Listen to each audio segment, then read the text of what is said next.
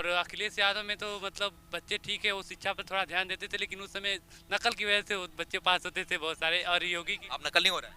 अब बहुत कम हो रहा है, क्योंकि हम लोगों ने पेपर दिया है तो हमको पता है इस बार सख्ती बहुत लागू हुई है। हमारे हिसाब से तो योगी जी की फिर दोबारा बनेगी। क्योंकि अखिलेश सरकार में गुंडागर्दी बहुत थी क्या? हाँ, गुंडागर्दी थी। और जो जो गुंडा मनमानी करते थे, और जो बड़े बाप के जैसे लड़के थे वही ज़्यादा इन सब में मनमानी करते थे, लेकिन अब कोई ऐसी बात नहीं है। हाँ, चुनाव आने से कहीं ना कहीं, क्योंकि चुनाव आने पे बहुत सी चीज़ें हैं जो नहीं होने वाली होती हैं वो होने लगती हैं। जैसे बड़े बड़े वादे करना, चीज़ों को सही ढंग से करने की सांत्वना देना, तो ऐसे बहुत सी चीज़ें हैं जो होने लगती हैं। कहीं ना कहीं अपने चुनावी चीज़ को प्रभावी करने के लिए नेता ऐसे बहुत सी नियम कानूनों को थोड़ा बहुत उसमें संशोधन या फिर बहुत सी ऐसी चीज़ें करते हैं। पश्चिमी उत्तर प्रदेश की बात की जाए तो वहाँ पे काफ़ी हद तक मोदी जी को फायदा होगा। नमस्कार, मैं सुमित तिवारी, हमारे चैनल में आपका स्वागत है। यहाँ पे कुछ युवा क्रिकेट खेल रहे थे, उनसे भी जानने की कोशिश करेंगे कि यूपी चुनाव में क्या माहौल चल रहा है, क्योंकि आपको बता दें कि उत्तर प्रदेश में युवाओं का बहुत बड़ा योगदान रहता है। ऐसे में इनकी भी बात को जानना हक बनता है कि इनकी क्या राय है उत्तर प्रदेश चुनाव को लेकर। क्या नाम है आपका? आकाश राय। आकाश जी, ये बताइए क्या माहौल चल रहा है उत्तर प्रदेश में? फिलहाल यूपी में तो माहौल देखा जाए तो दोनों तरफ से बराबर का है, और आने वाले कुछ महीनों में पता चल ही जाएगा कि किसकी बहुमत ज़्यादा पड़ने वाली है। हाँ, और देखा जाए विकास के मामले में तो लगभग चुनावी मुद्दों के हिसाब से देखें तो चुनाव जैसे ही करीब आता है तो तमाम प्रकार के वादे और बहुत सी प्रकार की वैकेंसियों के बारे में नेताजी लोग अपना प्रस्तुत करते हैं, बट चुनाव बीतने के बाद सारी चीज़ें धूमिल हो जाती हैं। तो अब देखना ये है कि आने वाले समय में बाकी लोग अपने अपने क्या मत प्रस्तुत करना चाहते हैं। आने वाले 2-3 महीनों में खुद उसका परिणाम सामने होगा। अब योगी जी के कार्यकाल लगभग खत्म होने को आया है, 4.5 साल हो चुका है, तो आपको उनका कार्यकाल कैसा लगा है? लगभग अगर मोटे तौर पे देखा जाए तो अमूमन ठीक ही है, लेकिन कुछ मायनों में कहीं ना कहीं गलतियां हुई हैं उनसे भी। जैसे कि कोरोना काल में लॉकडाउन के समय काफ़ी दिक्कतें हुई, तो अमूमन हम बेसिकली योगी जी को टारगेट तो नहीं कर सकते, लेकिन हाँ उनमें कुछ ना कुछ अधिकारियों का भी योगदान रहता है इस चीज़ों को डिस्टर्ब करने में। तो कहीं ना कहीं ये मायने रखता है कि सारी चीज़ नेताओं पर निर्भर नहीं रहती है। हाँ, कुछ मायनों में देखा जाए तो कहीं ना कहीं अधिकारी भी इसके जिम्मेदार हैं। हाँ, क्योंकि उनकी सुविधाओं को लोगों तक पहुंचाने का काम अधिकारियों का ही होता है, बट अगर देखा जाए तो अधिकारी अपना सही वे में काम उस डायरेक्शन में नहीं कर पाते हैं। जी, आप युवा हैं, आप योगी जी जो है बात करते हैं, वो बोल रहे हैं कि लोगों को नौकरियां मिल रही है, तो आपको क्या लगता है नौकरी मिल रही है? अब देखा जाए कि अभी रिसेंट के 2-3 महीनों में कि जहाँ ज़्यादा जो हमारी संभावना मतलब हमने देखा है और अनुभव किया, तो कुछ ऐसे सेक्टर थे जहाँ पे वैकेंसियाँ क्लियर हुई हैं। अभी अमूमन हाल ही में काफ़ी टीचिंग लाइन में काफ़ी चीज़ें वैकेंसी क्लियर हुई हैं, लेकिन फिर भी अभी बहुत सी कुछ ऐसी चीज़ें जो पेंडिंग में पड़ी हुई हैं। अब देखा जाए कि चुनावी इस रैलियों में उनका ध्यान इधर पड़ता है या फिर वो ऐसे फीका रह जाता है। अच्छा, अखिलेश यादव के बारे में क्या कहना चाहेंगे? अखिलेश यादव के बारे में व्यक्तिगत अगर उनकी बात करें तो व्यवहारिक चीज़ उनकी भी अच्छी है, बट कोई भी नेता अगर ख़राब होता है और अपने पैसे से अच्छा होता है तो कहीं ना कहीं उनमें अधिकारियों का विशेष रोल होता है। उस प्रदेश के जितने भी लगभग छोटे से बड़े अधिकारी हैं, कहीं ना कहीं एक लीडर को अच्छा बनाने में उनका विशेष योगदान होता है। जी, अच्छा, आप ये बताइए, हम अखिलेश यादव से तुलना करें योगी जी की, तो आपको किसी सरकार बेहतर लगती है? सरकार के मामले में तो कुछ अभी ज़्यादा अनुभव नहीं है, फिर भी अब जहाँ तक हमने अनुभव किया लगभग हमारे हिसाब से पल्ला दोनों लोग का बराबर ही दिखता है। बट ये है कि कहीं ना कहीं हाँ, जैसे कहा जाए कि अधिकारी या कानून सेक्टर में कहीं ना कहीं थोड़ी सी देखा जाए तकनीकी रूप से हर चीज़ मतलब कानून की दृष्टि से कुछ ना कुछ इसमें सही होता है।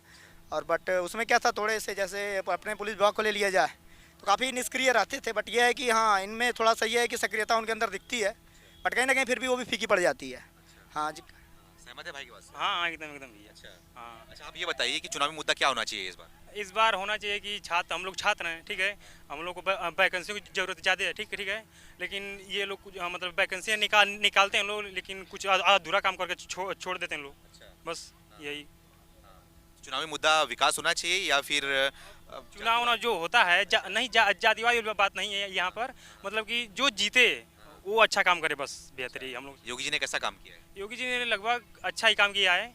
अब उनकी दृष्टि से देखा जाए तो मतलब जो भ्रष्टाचार है उसको जहाँ तक रोकने के बहुत वो प्रयास किए हैं, बस यही। हाँ, विकास हुआ है उत्तर प्रदेश में? विकास तो खैर अच्छा ही हुआ है। अच्छा हुआ हाँ हाँ भैया सही बता रहे हैं। विकास लगभग प्रशासनिक में जैसे हुआ तो यहाँ पे बहुत सख्ती जैसे पहले थी तो काफ़ी ढिलवाई हुआ करती थी, अब कुछ हद तक मतलब सुधार है इसमें। अच्छा, आप सीधा टक्कर किससे मानते हैं? अखिलेश यादव से, योगी आदित्यनाथ से, या फिर मायावती से? नहीं, किसी का टक्कर नहीं है, वो सब प्रशासनिक मतलब वो लोग कुछ लागू भी करते हैं तो यहाँ प्रशासन में कुछ लोग अपना बदल देते हैं, उस हिसाब से मतलब चेंज हो जाता है।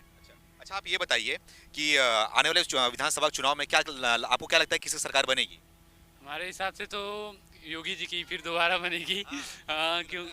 क्योंकि जितना उन्होंने पहले जितना मतलब कि शासन उनके आने से शासन में काफ़ी सुधार हुआ है। और अखिलेश यादव में तो मतलब बच्चे ठीक है, वो शिक्षा पर थोड़ा ध्यान देते थे, लेकिन उस समय नकल की वजह से वो बच्चे पास होते थे बहुत सारे। और योगी की अब नकल नहीं हो रहा है? अब बहुत कम हो रहा है, क्योंकि हम लोगों ने पेपर दिया है तो हमको पता है इस बार सख्ती बहुत लागू हुई है। और अगर और सब देखा जाए योगी जी के तो सड़कों के बारे में बहुत ज़्यादा विकास हुआ है। और इनका कुछ कमियां भी रही हैं कि मतलब आधिकारिक तौर पे कहीं भी बच्चों की जो वैकेंसियां है वो सब रोक दी गई है। और जैसे कि भैया हमारी यूपीएसआई की दी थी तो पहले वाली यूपीएसआई की मतलब रोक दी गई है वैकेंसी। हम तो मतलब अब एयरफोर्स की भी अगर देखी जाए तो वो पता नहीं, ये हमें तो नहीं पता कि उनके अंतर्गत आती है कि नहीं, लेकिन वो एयरफोर्स की वैकेंसी के बारे में भी उनको कुछ मुद्दा उठाना चाहिए, क्योंकि अब जिन बच्चों की मतलब एज निकल जाएगी फिर वो तो फार्म नहीं भर सकते दोबारा। और भी बहुत सारी कमियां रही हैं। और कुछ सबको देखा जाए तो हर सरकार वादे करती है, फिर दोबारा वही आने के बाद सरकार आने के बाद फिर वही अपना अगला रूप दिखा देती है। आपको क्या लगता है कि पूरी बहुमत आएगी योगी जी की? अब ये तो मैं नहीं बोल सकता हूँ, लेकिन जहाँ तक है अगर देखा जाए तो यूपी में इससे पहले इतना मतलब शासन अच्छा मतलब कठोर नहीं था, योगी जी के आने के बाद जितना हुआ है। पहले अखिलेश यादव में मतलब मनमानी होती थी, ये बात होती है। और बच्चे भी बहुत मतलब पहले मतलब हम लोग जहाँ रहते हैं वहाँ पे बच्चे मतलब गाड़ी निकालो यहीं पे घूमते रहते थे। अब ये सब बहुत बंद हो चुका है। अच्छा, महिला सुरक्षा को लेकर बहुत बात उठती है, क्या वाकई में पिछले 4.5 सालों में उत्तर प्रदेश में महिला सुरक्षा बढ़ा है? हाँ, ये तो मैं मानूंगा कुछ सुरक्षा होने पहले रेप के बारे में बहुत घटनाएं आती थी, लेकिन अब थोड़ी सी कमी आई है। गुंडागिरी? हाँ, ये एक बहुत बड़ी मुद्दा है। ये हम लोग मतलब स्कूल में पढ़ते थे तो वहाँ पे भी ये सब दिखे जाते थे, लेकिन इस समय यूपी पुलिस के द्वारा ये बहुत कम किया गया है। ये अरे अच्छा हुआ है, मतलब कि जो महाकाल लिखाते थे ये सब मतलब कि बहुत लोग लिखवाते थे, योगी जी की सरकार में बहुत इससे रोक लगाए बस। अच्छा, हाँ, गुंडागर्दी कम हुआ है? हाँ, गुंडागर्दी बहुत कम। हाँ, बिल्कुल समझ से इनकी भैया की बात से आप। अच्छा, योगी जी अखिलेश सरकार में गुंडागर्दी बहुत थी क्या? हाँ, गुंडागर्दी थी। और जो गुंडा मनमानी करते थे और जो बड़े बाप के जैसे लड़के थे वही ज़्यादा इन सब में मनमानी करते थे, लेकिन अब कोई ऐसी बात नहीं है। गुंडागर्दी से ज़्यादा वो अधिकारियों की ढिलाई थी जो इसमें चरम सीमा पे अपनी गुंडागर्दी या कह लीजिए या फिर मनमानी कह लीजिए, अराजकताएँ कह लीजिए, सारी वो कहीं ना कहीं देन अधिकारियों की थी। जैसा कि हमने पहले भी कहा आपसे, और कहीं ना कहीं कोई भी लीडर या नेता हो या विधायक हो अपने क्षेत्र का, वो तभी सर्वश्रेष्ठ होता है जब उसके सपोर्ट में उसके अधिकारी होते हैं। अधिकारी कहीं ना कहीं मनमानी करेंगे तो बहुत सी दिक्कतें, बहुत सी अराजकताएँ आएंगी जो छात्रों को ही नहीं बल्कि ऐसे सभी सामान्य नागरिकों को उसका भुगतान होना पड़ेगा। आप लोगों से बात करना चाहूँगा किसान बिल को लेके, जिसको मोदी जी ने तीनों किसान बिल को वापस ले लिया है। उसके बारे में पूरे देश में राजनीति शुरू हो चुकी है। लोगों का मानना है कि चुनाव नज़दीक आ रहा है, इसके लिए उन्होंने बिल वापस कर लिया है। आपका क्या कहना है इसके बारे में?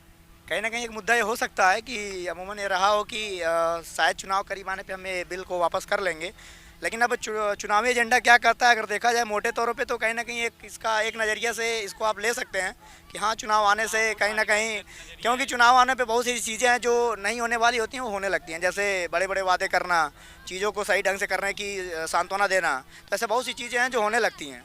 बट ये है कि चुनाव बीतने के बाद चीज़ें कुछ और हो जाती हैं। विपक्ष कह रहे हैं कि पिछले 7.5 सालों में योगी जी पहली बार किसी के सामने झुके हैं, वो किसान के सामने झुके हैं।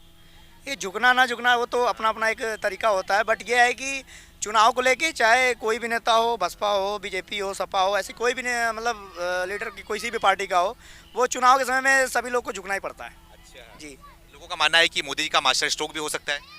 मास्टर स्ट्रोक कहा जाए तो हर चुनावी रैलियों के लगभग कुछ महीनों पहले उनका नई नई चीज़ों का होता रहता है, तो कह सकते हैं कि बिल्कुल एक मास्टर स्ट्रोक इसको अपने वे में हम समझ सकते हैं अगर देखें तो। अच्छा, जी, इससे लोगों को मानना था कि किसान आंदोलन से जो पश्चिमी उत्तर प्रदेश है वहाँ पे बीजेपी को नुकसान हो रहा था, इसके लिए योगी जी ने इस बिल को वापस लिया ताकि उनको वोट मिले वहाँ पे। कहीं ना कहीं अपने चुनावी चीज़ को प्रभावी करने के लिए नेता ऐसे बहुत सी नियम कानूनों को थोड़ा बहुत उसमें संशोधन या फिर बहुत सी ऐसी चीज़ें करते हैं।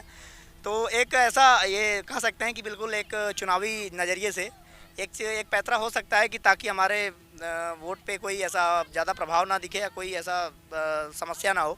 तो कहीं ना कहीं एक ये हो सकता है हाँ कि अपने चुनावी चीज़ को प्रभावी करने के लिए उन्होंने ऐसा कदम उठाया। तो चुनाव बिल वापस लेने से उत्तर प्रदेश में योगी जी को फायदा होगा? अब अगर वोट के नज़रिए से देखा जाए तो फ़ायदा तो होगा ही उनको। किसान जो काफ़ी हद तक आंदोलन किए थे दिल्ली में, सब बहुत से किसान की हत्याएं भी हुई थी, उसमें बहुत से मतलब केस भी आए थे। और अब वोट को देखा जाए तो वोट के नज़रिए से देखा जाए तो फ़ायदा तो होगा ही। हाँ, और पश्चिमी उत्तर प्रदेश की बात की जाए तो वहाँ पे काफ़ी हद तक मोदी जी को फायदा होगा। राकेश टिकैत हैं वो बैठे हैं, वो अभी धरने पे बोलते हैं कि हम उठेंगे नहीं अभी तक।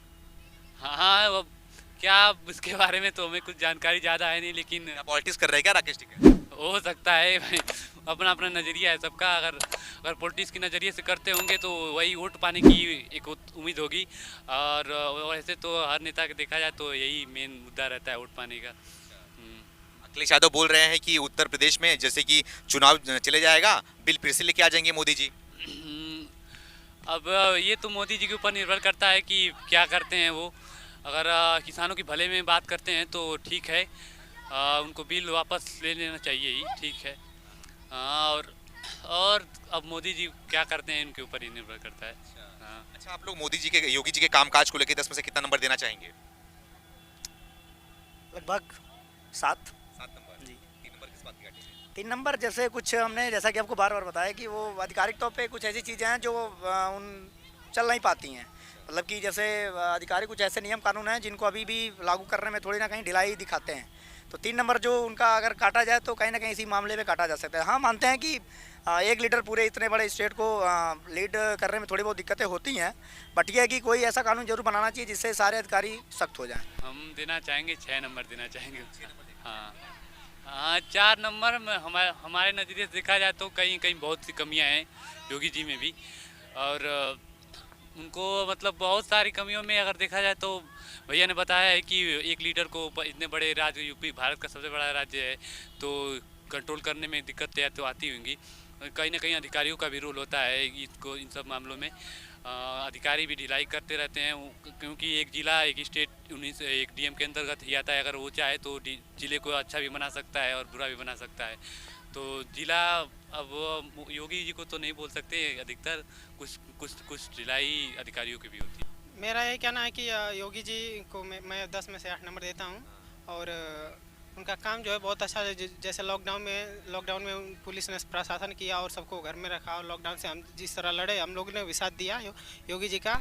हम 10 में से 5 नंबर देना चाहेंगे। हाँ, हम लोग छात्र हैं, हम लोग को केवल भर्तियाँ चाहिए बस, और कुछ नहीं, बस सरकारी नौकरी चाहिए सबको। हाँ बस, और नहीं तो उत्तर भारत में यही चलता है केवल। हाँ हाँ, नेता नहीं बनेंगे? नेता हम लोग नेता बनने से कोई मतलब नहीं। नहीं, हम लोग 10 में 7 नंबर देंगे।